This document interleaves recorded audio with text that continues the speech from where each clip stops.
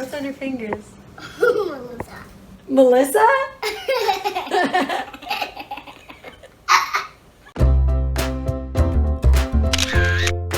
It's a gorgeous sunny day outside. Oh, you're talking to the screen.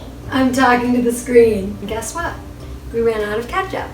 And we don't really need anything else from the store right now, so I'm going to show you how to make an incredibly easy ketchup, which is straight from this book, my cookbook, Feast by Firelight. The great thing about it is that we're making it with Pommi, which is my favorite brand of strained tomatoes. There's no preservatives, there's no high fructose corn syrup, so you can let your kids put it on anything and really not worry about it. This box is 26.46 ounces. In Italy, it's 750 grams, which is why it's such specific ounces. I like to make the ketchup in a bigger pot that has more surface area. That way, when it reduces, because we're gonna boil this for about an hour until it reduces by half, but with more surface area, it'll reduce more quickly. So then I'm gonna add a third of a cup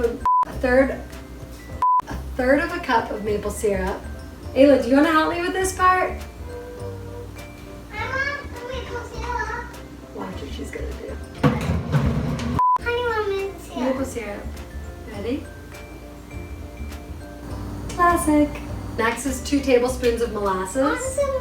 And it's so sticky that I'm gonna need Ayla to help me scrape this off the tablespoon. Look at that. A half a cup of minced white onion. Don't worry about the onions being minced properly at all, really. You want them to be small so that the flavor can distribute, but at the end, we're gonna blend this into a silky smooth ketchup, and the onions are gonna go with it. While I'm adding in my ingredients, I'm gonna turn this up to high because I wanted to bring it to a boil right away. A teaspoon of garlic,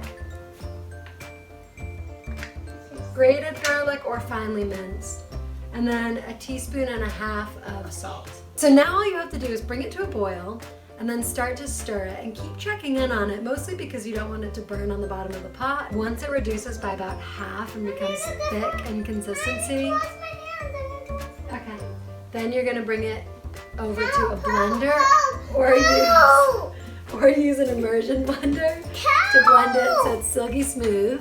Wait, don't go, we forgot an ingredient to put in and it's not too late. Half a cup of apple cider vinegar. And then you're gonna put it in a jar or a ketchup bottle and put it in the fridge and store it for up to a week. You could also freeze smaller portions and defrost it just like you would pizza sauce or pasta sauce. So yeah, now you have ketchup. Do whatever you want with it. Mix it with some mayonnaise to make a pink sauce. You know, ketchup things. Ciao.